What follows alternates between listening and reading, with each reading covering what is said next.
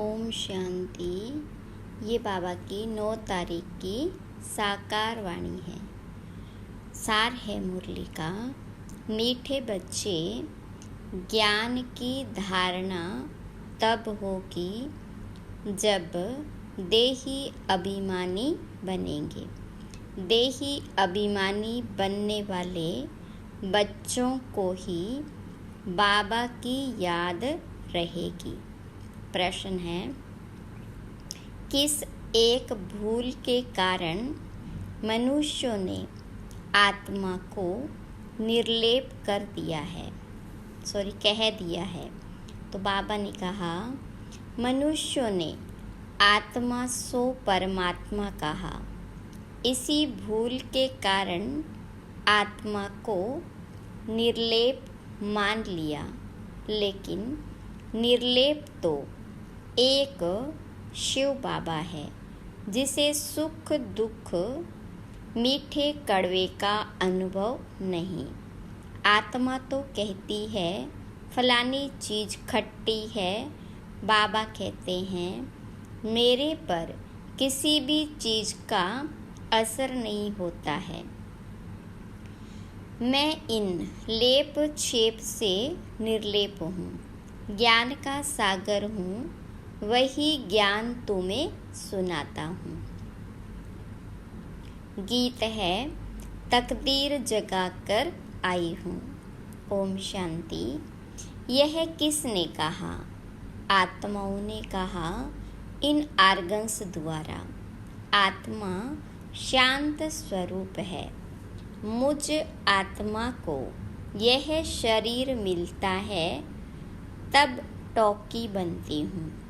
शरीर द्वारा अनेक प्रकार का कर्म करती हूँ। पहले पहले यह निश्चय करना है और सत्संग में मनुष्य को सुनाते हैं। देहधारी बोलते हैं, कहेंगे फलाना परमात्मा बैठा है। यहाँ यह बातें नहीं हैं। तुम समझते हो हम तो आत्मा हैं। यह शरीर रूपी आर्गन्स है। आत्मा परमपिता परमात्मा द्वारा सुन रही है, जिसका एक ही नाम है शिव। इस समय बच्चे बैठे हैं सुनने के लिए। कौन सुनाते हैं? बेहद का बाप। जब परम पिता परमात्मा कहा जाता है तो बुद्धि योग ऊपर चला जाता है।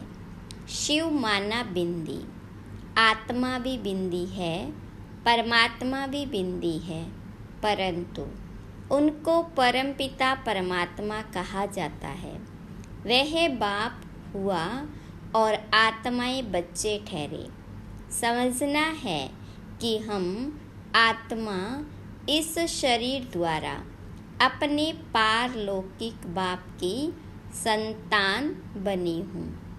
तुम बच्चों को देही अभिमानी बनना पड़े और सब जगह मनुष्य को समझाते हैं। कोई गीता पाठी होते हैं, वह भी गीता को याद कर कहेंगे गीता में भगवान ने ऐसे ऐसे कहा है। समझते हैं भगवान ने साकार में यह गीता सुनाई थी। कोई बैठ वेद शास्त्र सुनाते हैं। वेद तो मनुष्यों ने रचे हैं। निराकार भगवान वेद नहीं बनाएंगे। व्यास तो मनुष्य था।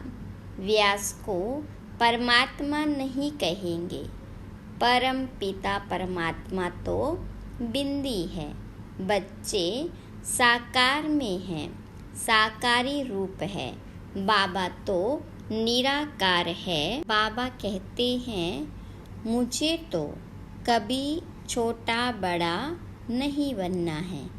तुम छोटे बड़े होते हो। मुझे तो कहते ही हैं परम पिता। मनुष्य पहले बालक बन फिर बड़े हो बाप बनते हैं, फिर बालक बनते हैं। मैं तो हमेशा पिता ही हूँ, मैं बालक नहीं बनता हूँ। मेरा एक ही नाम शिव है। तुम्हारे 84 नाम पड़ते हैं, क्योंकि 84 जन्म लेते हो। मैं परम पिता तो बिंदी रूप हूँ। सिर्फ पूजा के लिए भक्ति मार्ग वालों ने बड़ा रूप बनाकर रखा है। जैसे कोई का बड़ा चित्र बनाते हैं ना, बुद्ध का बहुत बड़ा चित्र बनाते हैं।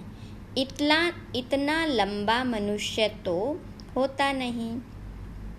यह मान देते हैं, समझते हैं बहुत बड़ा था। बाबा तो ऊंचे ते ऊंच है, बड़े ते बड़ा। परम पिता परम आत्मा बाबा अपना परिचय बैठ देते हैं। मेरे को शिव कहते हैं। बच्चों को समझाया जाता है, तुमको समझना है। हम निराकार शिव बाबा के सन्मुख जाते हैं। मुझे तो हमेशा परमपिता परमात्मा ही कहेंगे। मनुष्य सृष्टि का बीज रूप हूँ। परम आत्मा बैठ समझाते हैं। आत्मा को ही नॉलेज है, गाते भी हैं। परम पिता परम आत्मा यानी परमात्मा, वह ज्ञान का सागर है। हमको ज्ञान सुना रहे हैं। पहले पहले आत्म अभिमानी होना चाहिए, देह अभिमानी नहीं बनना है। परंतु ड्रामा अनुसार तुमको देह अभिमानी बनना ही है। अब फिर बाबा देही अभिमानी बनाते हैं। तुम सब बच्चे हो, यह भी बच्चा है। आत्मा परमपिता परमात्मा दादे से वर्षा लेती है। लौकिक संबंध में सिर्फ बच्चों को ही वर्षा मिलता है, कन्या को नहीं मिलता है। बेहद का बाबा कहते हैं, तुम सब आत्माएं हो, तुम हर एक को हक है। तुम मुझ परमपिता परमात्मा के थे और हो। कहते हैं ना, ओ गॉड फादर, ओ परमपिता परमात्मा। महिमा करते हैं। कौन करते हैं? आत्मा। वह लौकिक फादर तो शरीर का है, यह है आत्माओं का बाप। आत्मा बुलाती है, ओ परम पिता परमात्मा। अविनाशी बाप को याद करती है। याद करते ही आए हैं, क्योंकि रावण राज्य में दुख ही दुख है। जब से रावण राज्य शुरू होता है, तब से याद करना शुरू होता है। याद तो बाबा को ही करना है, क्योंकि वर्षा बाप से ही मिलता है। यहाँ तो मनुष्यों को बहुतों की याद रहती है। गुरु लोग एक की याद भुला देते हैं। अगर सर्वव्यापी है तो फिर गॉड व फादर किसको कहें? बाबा घड़ी घड़ी कहते हैं, बच्चे देही अभिमानी बनो। उठते बैठते मुझ बाप को याद करो। समझो हम श्रीमत पर चल रहे हैं। मैं आत्मा खा रही हूँ बाबा की याद में। याद से विकर्म विनाश होंगे। मंजिल है बड़ी भारी। योग कोई मासी का घर नहीं है। मनुष्यों ने तो बाप का नाम ही प्रायलोप कर दिया है। श्री कृष्ण तो बच्चा ठहरा। इतनी बड़ी प्रारब्ध जरूर बाबा ने ही दी है। बाबा समझाते हैं, देह सहित देह के सब धर्म भूल जाओ। यह नाम तो सब बाद में रखे गए हैं। तो यह समझना है कि परमपिता परमात्मा द्वारा हम यह नॉलेज पढ़ रहे हैं और कोई ऐसे स्कूल नहीं है जहाँ समझे कि हम आत्मा हैं। तुम जानते हो, पहले सतो प्रधान थे, फिर सतो रजो तमो में आते हैं। खाद आत्मा में पड़ती है, मेरे में तो कभी खाद नहीं पड़ती। मैं एवर सच्चा सोना हूँ। तुम्हारी आत्माएं सब इस समय आयरन एजेड बन गई है।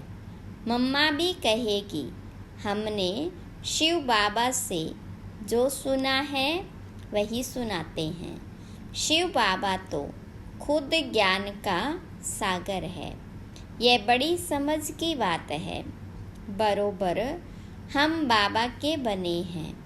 वह पढ़े, वह हमें पढ़ाते हैं। बाबा से पढ़कर हम जीवन मुक्त बनते हैं। जीवन मुक्त माना इस शरीर में तो आना है, परंतु सुख भोगना है। मुक्ति सबको मिलती है, परंतु जीवन मुक्ति में तो नंबरवार आते हैं। मुक्त तो सब आत्माएं होती है। दुख से आधा कल्प के लिए मुक्त कर देते हैं। कहते हैं, तुमको लिबरेट कर जीवन मुक्त बनाता हूँ। फिर कोई कितने जन्म लेते हैं, कोई कितने जन्म लेते हैं। जीवन मुक्त तो सब बनते हैं। सदगति दाता है ही एक। जो भी धर्म स्थापक है, सब पुनर्जन्म लेते लेते अब तमो प्रधान बने हैं। मैं आकर सबको इन दुखों से छुड़ाता हूँ, इसलिए मुझे लिबरेटर कहते हैं। मुक्ति जीवन मुक्ति दाता कहते हैं। मुक्ति अर्थात अपने घर साइलेंस धाम में जाना भी। बाबा भी परम धाम से आते हैं, जिसको परलोक कहा जाता है।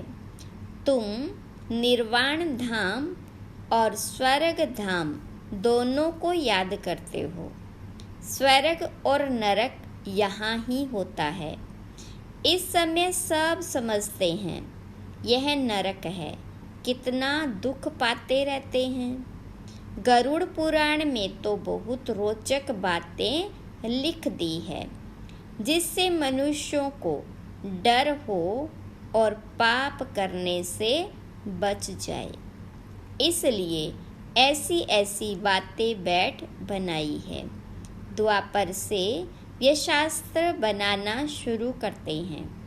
बाबा कहते हैं, मैं आकर ब्रह्मा द्वारा ब्राह्मण धर्म रचता हूँ। वह फिर सूर्यवंशी चंद्रवंशी बनते हैं। 2 युग में कोई धर्म स्थापन करने वाला नहीं आता है। फिर 1-2 के पीछे सब नंबरवार आते हैं और अपने अपने धर्म को जानते हैं। यह देवी देवता धर्म प्राय लोप हो जाएगा। फिर अपने को देवता कहला नहीं सकेंगे। पतित कैसे श्री श्री अथवा श्रेष्ठ कहलाएंगे। बाबा ही श्रेष्ठ बनाते हैं। देवी देवताओं को श्रेष्ठ कहा जाता है। उनके चित्र भी हैं, परंतु समझते नहीं कि देवी देवता धर्म कब था, किसने स्थापन किया। सतयुग की आयु ही लंबी करती है। अब बाबा कहते हैं, बच्चे अपने को आत्मा समझो और बाबा को याद करो। अब खेल पूरा होता है, देखते नहीं हो। अब मुक्ति जीवन मुक्ति के गेट्स खुल रहे हैं। मुक्ति जीवन मुक्ति दाता तो एक ही है। यहाँ तो देखो, जगत माता का टाइटल भी कोई कोई को देते रहते हैं। वास्तव में जगत अम्बा यह है ना। ऐसे कोई भी नहीं होगा जो जगत पिता भी हो, शिक्षक भी हो, जगत गुरु भी हो। बल मनुष्य अपने पर नाम बहुत रखवाते हैं, परंतु है नहीं। यहाँ कहाँ वह लक्ष्मी नारायण, कहाँ यह विकारी भी अपने ऊपर टाइटल रख देते हैं। मनुष्य कितने बुद्धू बन गए हैं। आदि सनातन देवी देवता धर्म को भूल उन्हों के टाइटल फिर अपने को दे देते हैं। वास्तव में ऊंच ते ऊंच मर्तबा तो एक का ही है। सदगति दाता एक ही है। राम कहो तो भी वह एक ही है, निराकार ठहरा। बाबा कहते हैं, भारतवासियों को अपने धर्म का पता नहीं, कब और किसने स्थापन किया। कोई किस देवी को याद करते हैं, कोई श्री कृष्ण को, कोई गुरु को याद करते हैं, गुरु का फोटो भी लगा देते हैं। तुम्हारा चित्र से काम नहीं, जिसका कोई चित्र नहीं वह है विचित्र। आत्मा विचित्र है, जैसे बाबा विचित्र है वैसे बच्चे भी विचित्र है। आत्मा ही सुनती है, बाबा ने यह तन लोन लिया है। कहते हैं प्रकृति के आधार बिगर मैं ज्ञान कैसे दूं, राजयोग कैसे सिखाऊं। भगवान निराकार को ही कहा जाता है, उनको आना ही है पतित दुनिया में। श्री कृष्ण को दिखाते हैं कि पीपल के पत्ते पर सागर में आया। ऐसी कोई बात नहीं है। श्री कृष्ण तो फर्स्ट प्रिंस है विश्व का, वहाँ और कोई धर्म नहीं। अद्वैत राज्य है, फिर द्वैत हो जाता है, फिर अनेक प्रकार के धर्म स्थापन होते जाते हैं। तो बच्चों को यह समझना है कि बाबा इस शरीर में आकर हमको पढ़ाते हैं। बाबा कहते हैं, मैं अशरीरी हूँ, इस शरीर द्वारा तुमको ज्ञान देता हूँ।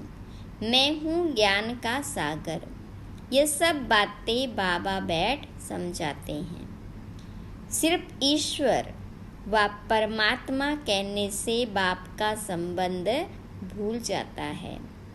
परमात्मा बाबा है, उनसे वर्षा मिलता है, यह भूल जाते हैं।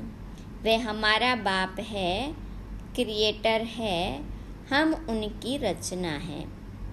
उसने क्रिएट किया है, कोई तो रचता होगा ना।